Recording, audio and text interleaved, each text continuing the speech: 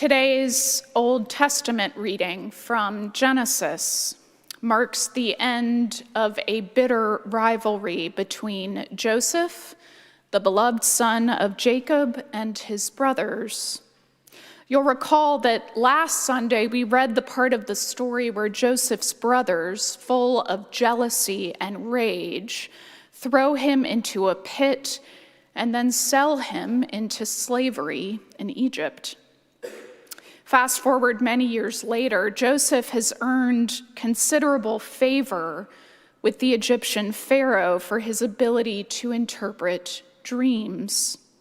He is now much better off than his brothers, who, not realizing Joseph is still alive, travel all the way to Egypt in search of food and water in the wake of a severe famine. Upon seeing them, Joseph immediately recognizes his brothers, though they do not recognize him. He taunts them, accuses them of being spies, imprisons them, and makes them go all the way back to Canaan to collect their brother Benjamin. Joseph claims that he is simply testing his brothers, but to my mind, there's a noticeably vengeful quality to how he deals with them. He has not forgotten, will never forget what they did to him, how they betrayed him and robbed him of the life he'd always known. There is a part of him, surely, that wants nothing more than for his brothers to suffer just like he did. And yet today's passage suggests that there's another part of Joseph that has yearned for a new chapter.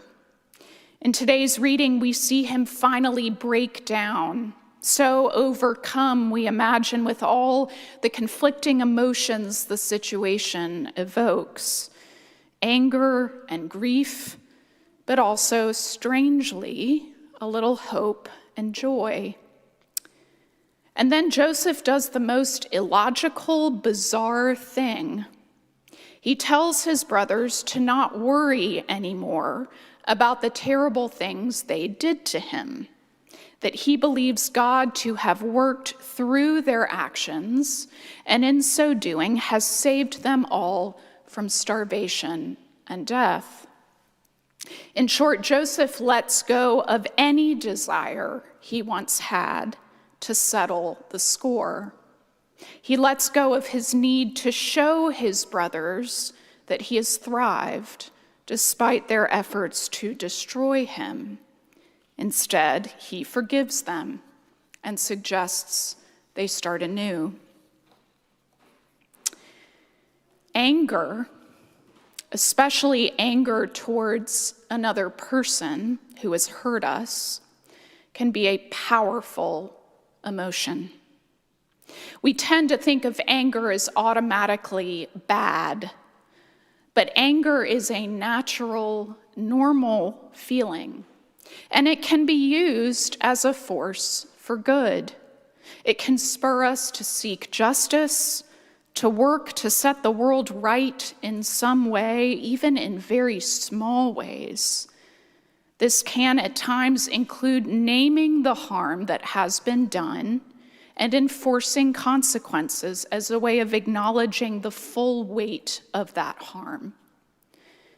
The anger we sometimes sense in Jesus toward the religious authorities of his time, even towards his own disciples, is, I think, best understood as this particular kind of anger.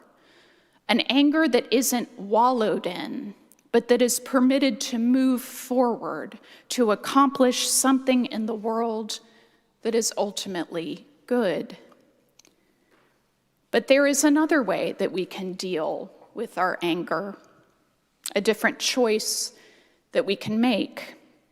A choice that, if we're being honest, is probably the one we make more often.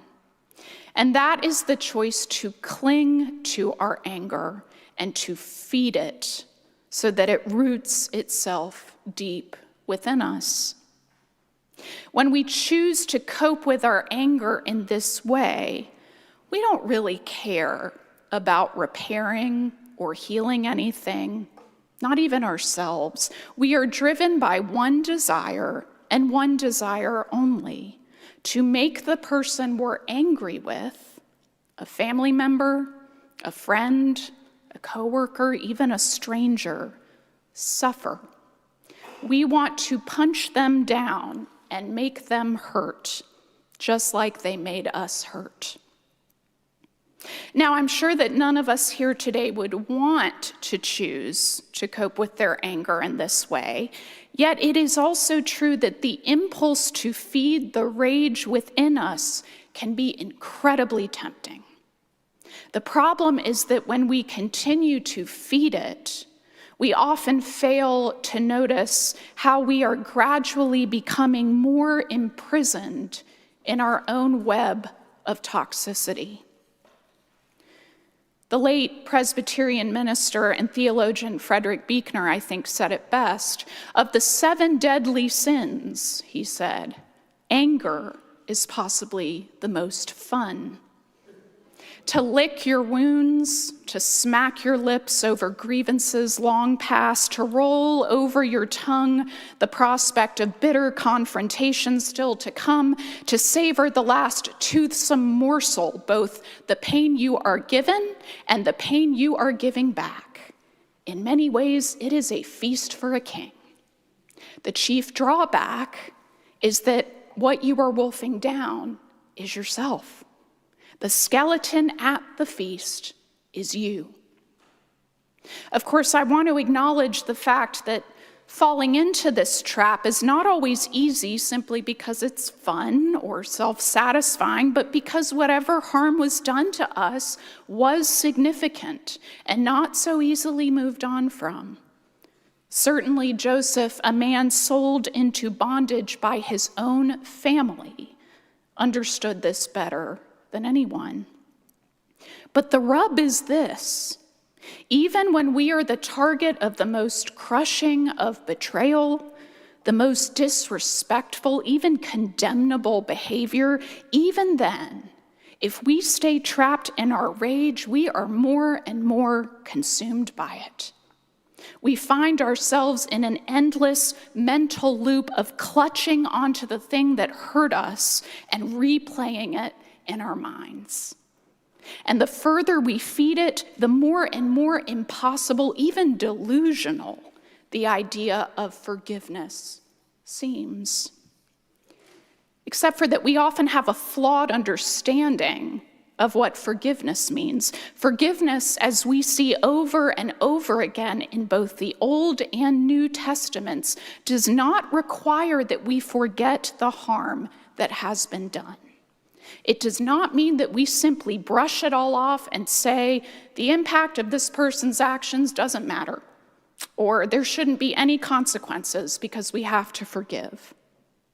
Jesus calls us to forgive not 7 times, but 77 times, because forgiveness is a tool, a God-given one, that takes away the power that someone's actions have to corrode our souls. It is an intentional letting go of the dark energy that radiates out from past hurt, and that if we're not careful, can swallow us and others whole. In Joseph, we see a man who struggles to not dig in his heels. After all he has been through, after all he's suffered, why should he be obligated to show kindness to anyone? Least of all to the very people who caused him so much pain. And yet Joseph seems to eventually realize not only that he can't keep living like this, but that he has an opportunity to move forward, to receive the gift of love and life that God has to give him. Forgiving those who have done us harm can seem more like a dreaded assignment, something God asks us to do simply because it's the right thing, not because we get anything out of it. And that is partly true.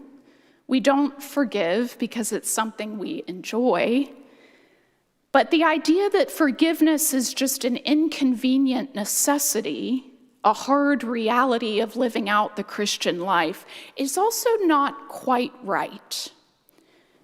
The human ability to forgive someone is a God-given gift, a gift that we are invited to receive and to use, not just to liberate the person who has harmed us, though that is a part of it, but to liberate ourselves and others who might be affected.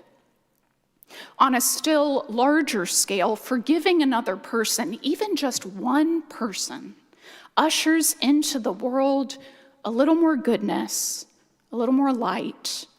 It helps form the world a bit more into God's heavenly kingdom, where peace and love abound. I think we tend to believe that if we forgive someone, it will make us, the injured party, suffer more, because doing so doesn't hold the offending person fully accountable and can make us feel like we haven't gotten the justice we deserve. But what Joseph's story shows us is that, ironically, it's the opposite. You see, Joseph recognizes that any more suffering thrown into the mix only serves to keep all of them, his brothers, his father, himself, chained to the pain of the past. Continuing to punish his brothers may, in the short term, make him feel like a winner. But in the long run, it will only leave him full of futile bitterness. It is ironically forgiving his brothers that sets him free and that leaves the people and the world around him a little lighter besides.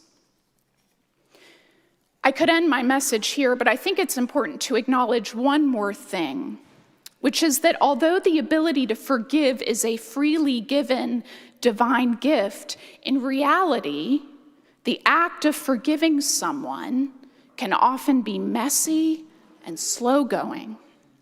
Joseph's story attests to this. He is, for many years, unsure if he can ever forgive his brothers. Like Joseph, we cannot force ourselves to jump to forgiving someone right away, and that is okay, even to be expected. God does not scold us for our lack of compassion here. Rather, he simply asks that we be open to the possibility of forgiving and guides us through the long, messy journey of it. A Scottish woman who was attacked and mugged in Edinburgh back in 2007 wrote an essay that I read recently in which she says that forgiving her attacker was like embarking on a long train ride where she was forced to sit through many stops along the way, stops where she had to confront all of her complex, layered emotions before she could make it to her final destination. Finally, she got off. Forgiveness is where I alighted, she writes, and I felt that the train was carrying these negative emotions away into the distance, while I, with a sense of profound peace and feelings of hope and acceptance, headed towards a new chapter. So in the spirit of Joseph and his long, messy journey towards forgiveness, I wonder if there is anyone at this moment in your life who has hurt you and whom God may be inviting you to forgive.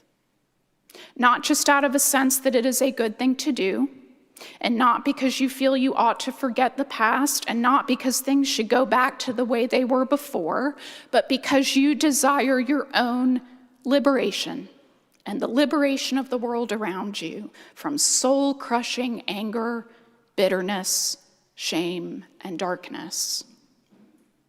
The invitation to forgive is an invitation that God hopes we will all accept, and that we can always accept, no matter how impossible it may feel, and no matter how much time it may take.